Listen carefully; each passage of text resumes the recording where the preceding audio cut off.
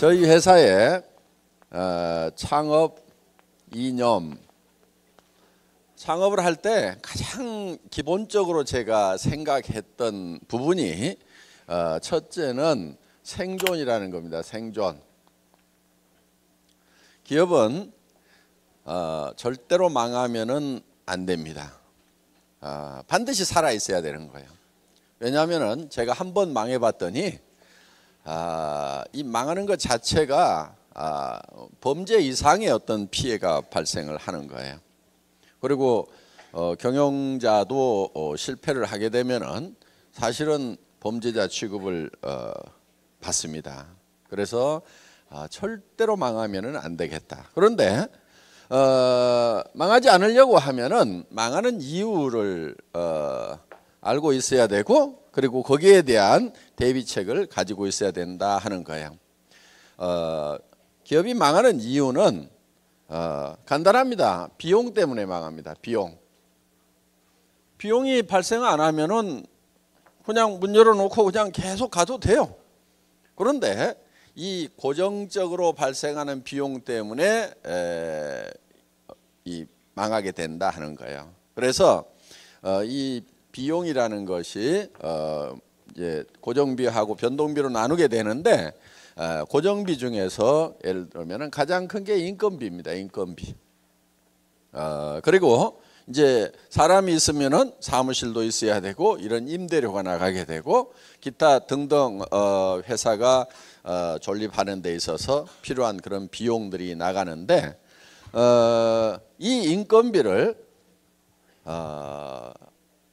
줄일 수 있는 범위 내에서는 완벽하게 줄여야 되겠다. 그러면은 완벽하게 줄이는 것은 어디까지 줄이는 거냐면은 제로화 시키는 거예요. 제로화. 그렇죠? 제로가 돼 버렸어. 그러면은 더 이상 줄일 수가 없어요. 그게 이제 절대치가 되겠죠. 그래서 비용이 발생하는 가장 큰 요인인 사람을 줄이는데 제로 상태까지, 그러니까 무인 상태까지 줄이겠다 하는 거예요. 그래서 저희 회사에 지향하는 그 경영 방침 중에 하나가 무인 회사를 만들겠다 하는 것이 목표입니다. 그렇게 하려고 하면은 이제 전산화를 해야 된다 하는 거예요. 전산화를 통해서 컴퓨터가 대신 일을 할 수 있도록 함으로 말미암아서 인원을 극소화해야 되겠다 하는 거예요. 왜냐하면 성장에 따라서 거기에 이런 인력을 확충을 하고 거기에 맞춰서 비용이 성장하는 데 따라서 점점 증가를 하게 되는 겁니다. 그런데 이 매출은 어느 상황에서 급격히 감소를 하는 그런 사태가 생길 수도 있는데, 인력을 급격하게 그만큼 줄이기가 힘이 드는 거예요. 그러다 보니까 이제 그 인력에 들어가는 비용을 감당을 못해서 기업이 도산을 해버리는 경우가 있다 하는 거예요. 그래서 저희 회사는 절대 망하지 않는 회사를 만들어야 되겠다. 저는 뭐 월급쟁이 시절에도 뭐 공장도 짓고 뭐도 하고 다 잘 했어요. 성공적으로 잘 했는데, 제가 이제 제가 기업을 창업을 해서 인터넷 백화점을 차려 가지고 이 일을 하다가 망했어요. 망한 요인은 지금은 이제 인터넷 쇼핑하고 하는 것들이 아주 일반화되어 있지만은 13년 전, 14년 전만 하더라도 그렇게 일반화되지가 않았었습니다. 그래서 시대를 너무 앞서가다 보니까 시대가 나를 못 따라오는 거예요. 그러다 보니까 쫄딱 망한 거예요. 그래서 기업은 절대로 망하면 안 된다. 그러니까 망하는 원인이 뭐냐면은 바로 비용 때문에 망한다. 저희 같은 회사는 특히 인건비를 줄여야 되겠다. 인건비를 줄이면은 사무실 임대료도 줄일 수 있고 모든 비용들을 다 줄일 수가 있어서 결국은 무인 회사를 만들어야 되겠다. 무인 회사를 만드는 방법은 전산화를 통해서 사람이 없어도 컴퓨터를 중심으로 돌아가는 회사를 만들어야 되겠다 하는 것이 이제 저희가 생존에 대한 기본적인 생각입니다. 자, 두 번째는 속도라는 겁니다. 속도. 자, 이제 생존하니까 존재는 하죠. 그러면은 그 다음에는 성장을 해야 되는데 활성화시키고 하는 개념은 속도의 개념이에요. 그래서 덩치를 키우기보다는 속도를 빨리 하는 것이 굉장히 중요합니다. 자, 이런 개념이에요. 이런 파이프가 있어요. 여기에서도 물이 나오고 여기에서도 물이 나옵니다. A와 B가 있어요. 어느 파이프에서 물이 많이 나올까요? 그런데 다 B라고 생각을 하지만은 여기에다가 속도의 개념을 집어넣어 가지고 여기에서는 사정없이 빠른 속도로 나오는데 여기서는 줄줄줄줄 쏟아져. 그럼 어디가 더 물이 많이 나올까요? A가 더 많이 나올 수 있다 이거예요. 이 파이프의 사이즈는 B용이라고 볼 수가 있고 이 비용은 적게 들이고 속도를 늘림으로 말미암아서 효율을 증대시킨다는 이런 개념입니다. 그래서 이런 인프라를 늘리는 것이 아니고 속도를 증가시킴으로 말미암아서 효율을 높이겠다는 그런 이제 효율적인 측면이 있고요. 그 다음에 또 한 가지는 우리가 조직을 성장시키는 방법에 있어서 곱셈의 법칙.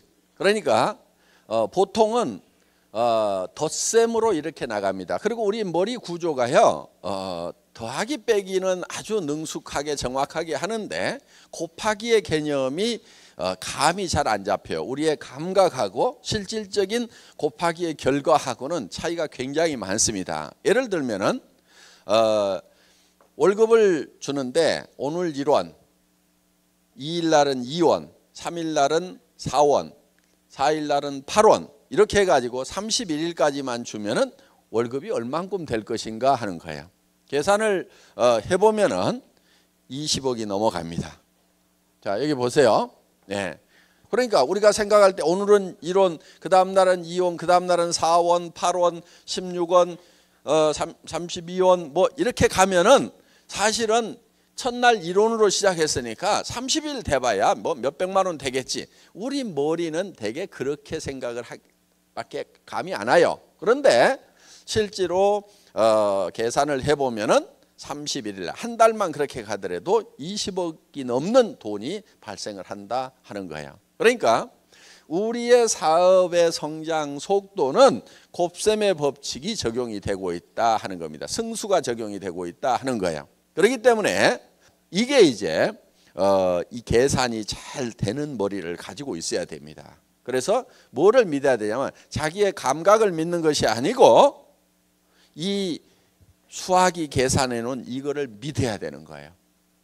그러니까 이 세상은 어떻게 보면 수학으로 만들어졌다고 하죠. 어마어마하게 높은 빌딩 짓죠. 한 100m 넘어가는 빌딩 짓죠. 그거 수학으로 계산하니까 그걸 짓는 거예요. 보통 사람들 생각할 때는 그런데 그 밑에 이런 빔을 보면은 이게 이 빔이 과연 이 100m가 넘는 300m가 넘는 100층이나 되는 이 건물을 버틸 것인가 못 버틸 것 같은데 건축 설계하는 사람들은 다 계산을 해서 정확하게 버틸 수 있도록 계산을 해놓은 거예요. 그러니까 그 건물이 버티고 있단 말이에요. 우리가 느끼는 감각하고 실제로 수학적으로 계산을 했을 때하고는 다르다. 그런데 우리는 뭐를 믿어야 되냐면 수학이라는 걸 믿고 가야 된다 하는 거예요. 그래서 내가 어떻게 7천만 원을 버냐 5천만 원을 버냐 말도 안 된다. 여러분들의 감각으로는 말이 안 될 수가 있어요. 그렇지만 여러분들이 믿어야 될 거는 수학을 믿어야 된다는 거예요. 곱셈의 법칙을 믿고 가야 된다는 겁니다. 그렇기 때문에 우리는 엄청난 속도가 난다 하는 거예요. 그래서 평생 20년 30년을 월급쟁이를 해도 700만 원 1000만 원 받기가 힘든데 우리는 정말 3년 5년 만에 그 10배에 다다르는 5천만 원 7천만 원을 벌 수가 있게 된다 하는 겁니다. 그러니까 이거는 수학이기 때문에 가능한 거예요. 수학이기 때문에. 뭘 믿어야 돼요? 내 감각을 믿어야 돼요? 아니면 수학을 믿어야 돼요? 수학을 믿어야 된다 하는 거예요. 자, 세 번째는 우리가 이 조직을 성장을 시킬 때 이거를 전달하는 방법이 병렬로 전달이 된다 하는 거예요. 병렬.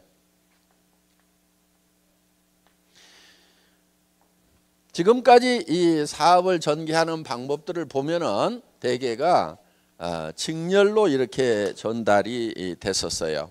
그러니까 내가 뭐를 배우고 그 다음 사람한테 배운 것을 또 가르치고 또 가르치고 또 가르치고 이렇게 해온 거예요. 그러다 보니까 이거를 배우는데 몇 달이 걸려요.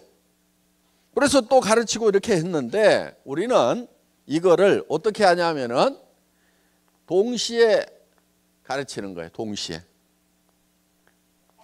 이게 이제 동시에 하는 것이 이런 세미나 시스템입니다. 자, 이번에 와서 들어봤죠? 이거를 배워가지고 그 다음 사람한테 자기가 가르치려고 하면 6개월, 1년 들어야 됩니다. 그래도 안 되는 사람은 끝까지 안 돼요. 자, 그런데 내가 이달에 들어보고 야 이거 괜찮다. 그러면 다른 사람한테 뭐라고 얘기하냐면 가서 들어보자. 그럼 나도 아직 다 안 배웠지만은 그 사람도 같이 앉혀놓고 같이 또 복습을 하고 또 배우는 거예요. 그리고 그 다음에 또 데려와가지고 또 같이 배우고 이렇게 해서 거의 동시에 이 세미나라는 시스템을 통해서 병렬로 동시에 정보를 공급을 해주는 시스템이다 하는 거예요. 그 다음에 또 하나는 두 번째는 방송 시스템이에요. 방송 시스템. 우리는 먼 거리에 있는 사람들이라든가 또 반복 교육을 하는 데는 이 방송 시스템이 굉장히 유효하다 하는 겁니다. 그래서 여러분들이 직접 설명을 하는 것이 아니고 이런 방송 시스템을 여러분들이 활용을 할 수가 있고 그 다음에 이 방송 시스템 중에 VOD가 있어요. VOD. 우리 홈페이지에 들어가면은 여러분들이 VOD가 있고 그거는 스마트폰으로도 바로 다운받아 가지고 여러분들이 이 스마트폰에서도 보여줄 수가 있어요. 우리는 그런 우수한 컨텐츠를 가지고 있어요. 자, 제품 품질이 좋죠. 가격이 싸죠. 그 다음에 회사의 이런 경영 철학이라든가 마인드가 확실하죠. 이런 것들을 전달해 줄 수 있는 내용들이 많아요. 그렇기 때문에 이런 정보 전달 시스템만 갖추게 되면 굉장히 빠른 속도로 우리가 기존의 업체들을 추월해 나갈 수가 있다 하는 겁니다. 그들이 예를 들어서 60년 걸린 것을 우리는 10년, 20년이면 따라잡을 수가 있다 하는 거예요. 자, 이렇게 해서 이런 방송 시스템 이런 것들이 바로 병렬로 사업을 전개를 시키는 겁니다. 그래서 속도가 굉장히 빨라진다 하는 거예요. 자, 망하지 않도록 만들었고 그 다음에 성장할 수 있도록 만들었고 그 다음에는 그 같이 창출된 것을 나누어야 되는 거예요. 그게 이제 세 번째 균형이라는 겁니다. 균형. 자, 창출된 가치를 잘 나눠야 돼요. 균형 잡히게 나눠야 돼요. 왜 균형 잡히게 나눠야 되냐면은 우리가 가지고 있는 재화라는 것이 항상 유한하기 때문에 한정되어 있기 때문에 유한한 재화를 가장 효율적으로 나누는 것은 균형 잡히게 나눠야 된다 하는 거예요. 이런 개념이에요. 나무통 이론인데 예를 들어서 이런 옛날 나무통 있죠. 이렇게 판자를 가지고 이렇게 만들어 놓은 나무통이 있어요. 그러면은 이 나무통에다가 물을 가장 많이 담는 방법은 이 나무의 높이를 똑같이 해줘야만이 가장 물을 많이 담을 수 있어요. 어느 한 판자 하나를 이렇게 높이고 이 판자를 이렇게 낮추면은 이 높은 걸로 물이 담기는 것이 아니고 어디에 담겨요? 제일 낮은 수준으로 이 수준밖에 물이 안 담기게 된다 하는 거예요. 그러면은 자, 그 불균형이 생기게 되면은 누군가는 손해를 봤다고 생각하고 떠나버리게 된다 하는 거예요. 자, 그러니까 우리 주변에 우리가 있으면은 우리 주변을 우리를 구성하고 있는 이 구성 요소들이 있어요. 그걸 이제 기업에서는 되게 고객이라는 표현을 쓰는데 내부 고객이 있고 외부 고객이 있어요. 그러면은 자, 애텀이라는 회사가 있으면은 우리의 고객 중에 우리 사업하시는 분들이 외부 고객이죠. 사업자들이. 그렇죠? 그럼 여기는 뭘로 나눠줘요? 수당이라는 걸로 잘 나눠줘야 된다 하는 거예요. 이 수당도 나눠줄 때 어떻게 나눠줄 거냐 하는 거예요. 어떻게 나눠줄 거냐? 자, 어떤 회사는 이 수당을 일부 사람에게 사정없이 많이 이렇게 줘버리는 경우가 있어요. 수당이 받는 분포를 보면은. 그래서 스타 플레이어를 만들어 가지고 예를 들면은 1년에 막 100억도 수당을 받아. 한국에도 그렇게 받는 사람이 있어요, 지금. 한 100억 받아. 그런데 회사는 대한민국에서는 35%만 주도록 법 규정이 있어요. 그러면 같은 35%를 가지고 엄청나게 받는 사람이 있다고 하면은 회사가 겉으로 내세워 가지고 띄우기는 좋아요. 우리 회사에 한 달에 10억씩 받는 사람이 있다. 이렇게 띄우기는 좋은데, 그런데 그 10억을 준 거를 어디서 갖다 준 거냐면은 이 사람들을 쫄쫄 굶기면서 여기다 갖다 줬단 말이에요. 그래서 우리 회사는 그렇게 안 줘요. 이만큼만 줘요. 이만큼만. 그 대신에 어디를 많이 주자? 여기를 많이 주는 거예요. 여기를 이렇게. 그래서 우리 회사의 이 수당을 받는 것을 보면은 예를 들면은 2억 이상 받는 사람도 제법 있고 1억 이상 받는 사람도 그보다는 더 많이 있고, 그 다음에 5천만 원 이상 받는 사람 더 많이 있고, 그 다음에 이렇게 연봉 뭐 2천, 3천 되는 사람들, 이 분포가 이렇게 돼 있다 이거예요. 그런데 다른 회사들을 보면은 이거를 다 끌어가지고 누구한테 줘버리냐면 이렇게 준단 말이에요. 스타 플레이한테 사정없이 몰빵으로 줘버리고 그 사람을 쫙 띄워가지고 그냥 자기도 그렇게 보는 줄 알고 다 몰려들도록 이렇게 해놨어요. 그래서 애터미에서는 야, 이 슈퍼스타들 당신들 능력 있고 하지만은 5천만 원만 벌어도 돼. 나머지는 요리 좀 내려줘. 그래서 좀 능력 없는 사람들도 좀 먹고 살게 해주자. 그래서 끌어내린 거예요. 그러니까 나는 5천, 7천, 1억 가지고는 만족을 못한다. 그럼 애터미 사업을 하시면 안 돼요. 애터미에서는 그 이상 안 주게 돼 있어요. 그러니까 그렇게 주는 회사를 찾아가세요. 분명히 안 나온다고 그랬어요. 왜 안 주냐고 나중에 얘기하지 마세요. 예, 미리 말씀드립니다. 그렇게 줄 수 있는 회사로 가시라 하는 거예요. 저희 회사는 5천만 원만 벌어도 한 달에 5억 버는 사람이나 한 달에 5천만 원 버는 사람이나 삶이 제가 봤을 때는 비슷해. 그래서 5천만 원 받는 사람이나 5억 받는 사람이나 삶의 질에 있어서는 비슷하다. 그래서 재화라는 것은 한없이 많다고 그래서 효용이 한없이 올라가는 게 아니에요. 이 한계 효용의 법칙에 의해 가지고 많아지면 효용이 떨어져요. 그러니까 이렇게 많아지면은 효용이 떨어지니까 이걸 효용 있는 쪽으로 낮추자 하는 거예요. 그래서 균형을 잡아주자.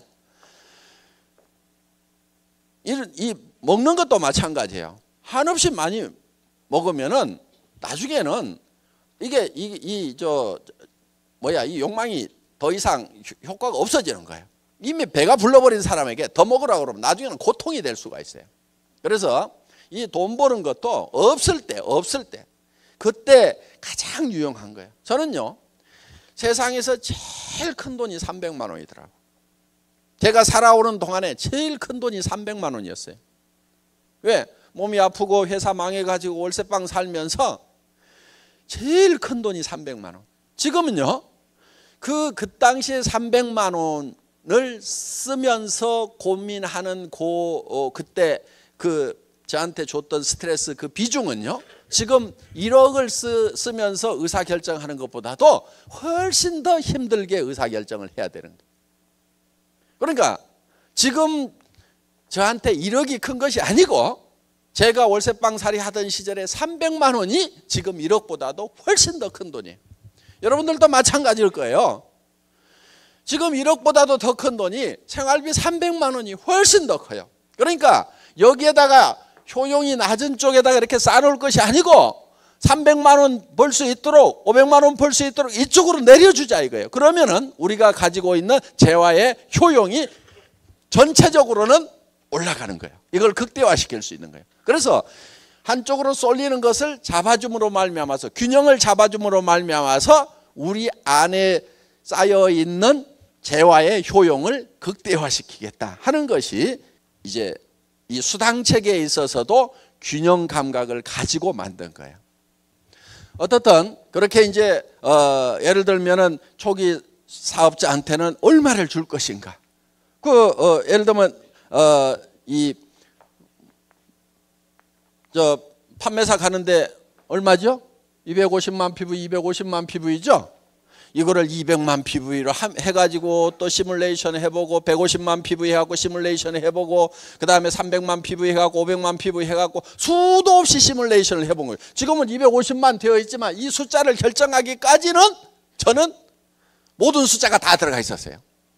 그래서 그 다음에 250만 해가지고 판매사 가는 거하고 100만 해가지고 가는 거하고 100만이 더 좋을 것 같죠? 그런데 문제는 뭐냐? 나오는 수당은 그만큼 줄어드는 거예요.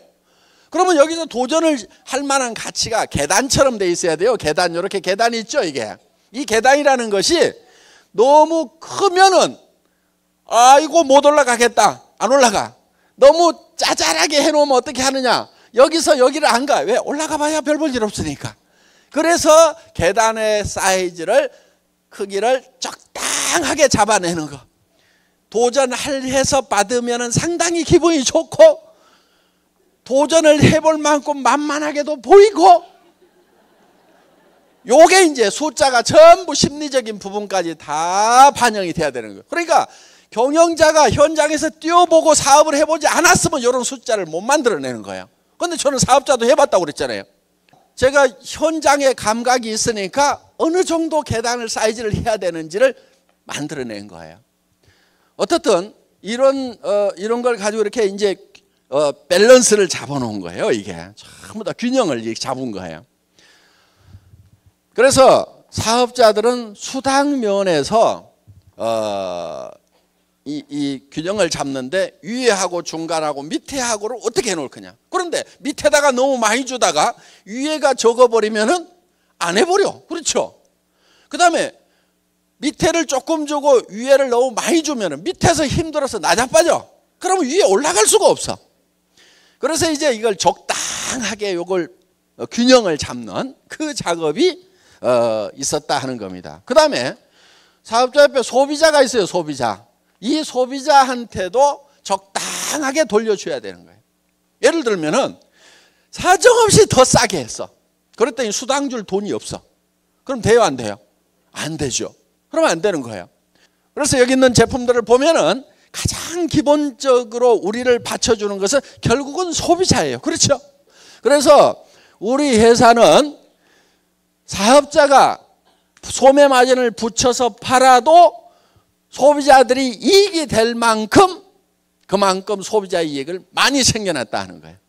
그래서 우리 사업자들이 회원이 130만이 넘어갔다고 하지만은 실질적으로 대부분은 소비자들입니다. 소비자들. 그냥 물건만 쓰기 위해서 등록하고 회원 등록하면 싸게 쓸 수 있거든. 이러니까 등록한 사람들이 70% 80%예요. 그래서 소비자의 이익도 우리는 적당하게 잘 챙겨놨다. 여기에도 나눠준다 이거예요. 분배를 해주고 있다 이거예요. 자, 사업자한테도 수당이라는 거. 이건 35% 나눠주게 돼 있어요.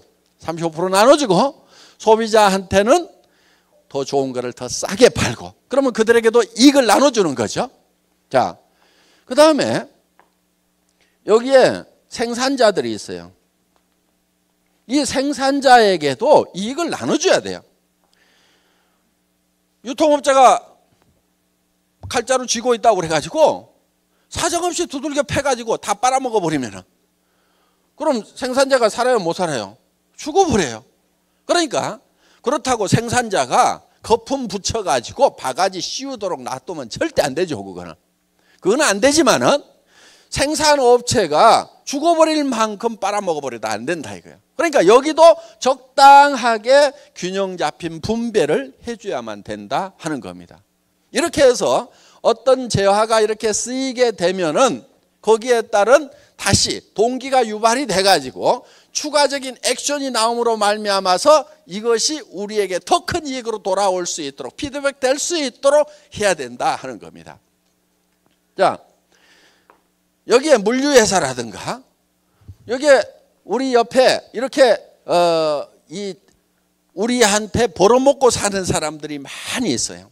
이 사람들에게도 이익을 적당하게 나눠줘야 된다 하는 거예요.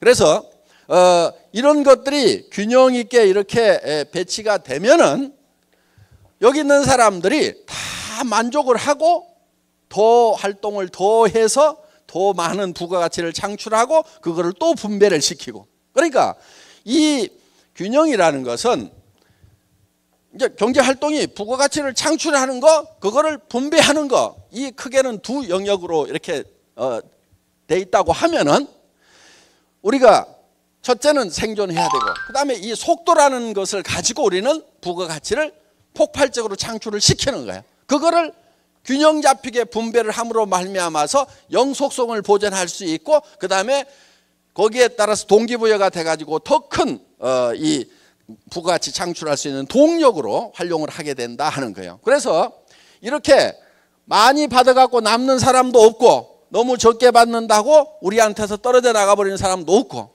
자, 여기에는 경영자도 있겠죠. 경영자. 그렇죠? 저도 좀 나눠 먹어야 돼요? 안 먹어야 돼요? 안 준다고요? 나 안 해. 그럼 나도. 근데 너무 많이는 안 주더라도 재미가 있을 만큼은 줘야 돼. 그렇죠? 많이 버는 것이 맞다고 그래가지고 한없이 소유를 해야 되느냐? 그건 아니에요. 그거를 다시 2차 분배를 해줘야 되는 거예요. 예를 들면은 장애인 참석해요? 못해요? 못해요. 그 다음에 20세 이하 어린이들 사업 못하게 돼 있어요. 그런데 소년 소녀 가장이야. 그 다음에 연세가 너무 많으셔가지고 여기까지 오시지도 못하는 노인네들도 있어. 그러면 이 시스템에 참여 못하는 사람들에게는 별도의 분배 시스템을 가지고 있어야 된다 이거예요. 그래서 그거는 우리 법인도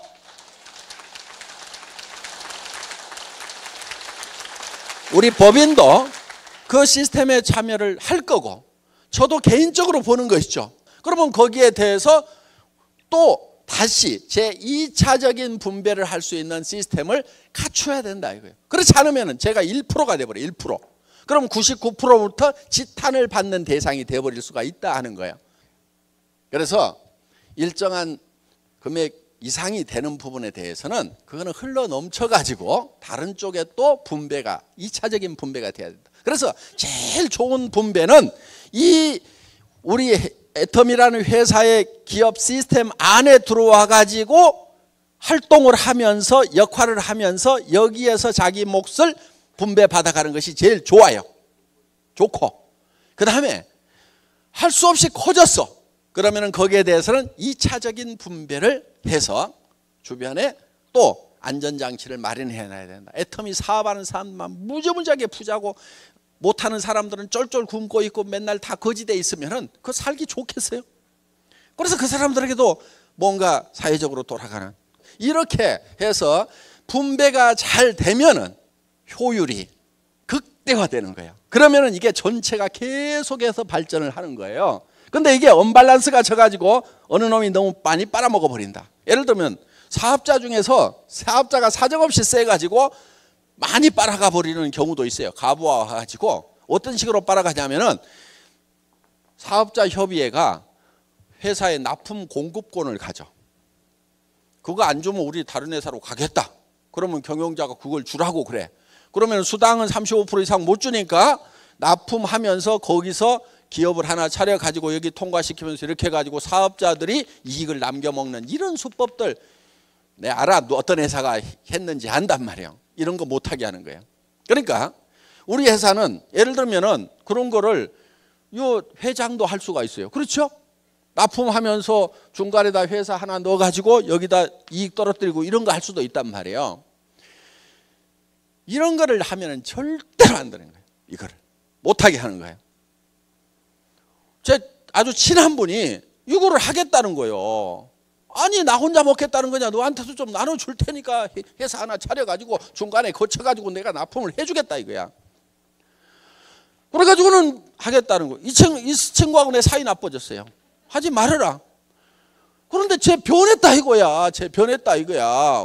어차피 금 받고 하는데 그 자기가 좀 여기서 해가지고 같이 나눠 먹자는데 얘가 나빠졌다는 거예요. 제가 나빠졌어요? 안 나빠진 거예요. 그래서 너하고 사이 안 좋다네요. 안 좋아졌어. 내가 이렇게 얘기했어. 그거 네가 그거 하면은 내 동생들이 가만히 있겠냐? 그렇죠? 삼촌이 가만히 있겠냐? 조카들이 가만히 있겠냐? 어이 큰아버지 작은아버지 나도 좀 해먹읍시다 하고 벌떼처럼 달라들 건데 누구는 해주고 나는 안 해주냐고. 너하고 원수 안 되려고 내가 이걸 해주면은 주변에 있는 사람들하고 다 원수 된다 이거야. 그러니까 이런 걸 하면 안 되는 거예요. 사업자분들도 뭐 아이템 가져가지고 중간에서 마진 남겨 먹으려고 하는 사람들이 있어요. 그거는요 될 일도 안 돼. 그렇게 하면 안 해버려. 그거는 제가 일부러 그 아이템 안 실었으면 안 실었지 그런 시스템은 절대 안 만들어요. 그러니까 여기에서 역할이 없는데 이 부가가치 창출을 못하는 그런 데다가 누수되는 거 이거를 철저하게 막아야 돼. 첫째는 막아야 돼. 그 다음에 균형 잡힌 분배를 해줘야 된단 말이에요. 그러니까 여기에서 어떤 역할을 하느냐에 따라 가지고 하는 만큼 그만큼을 적당하게 줘야만이 이 효용이 극대화가 될 수가 있다 하는 거예요. 그런 측면에서 지금 우리는 이제 균형이라는 것을 생각을 하고 경영을 하고 있다 하는 겁니다. 여기까지 하도록 하겠습니다. 수고하셨습니다.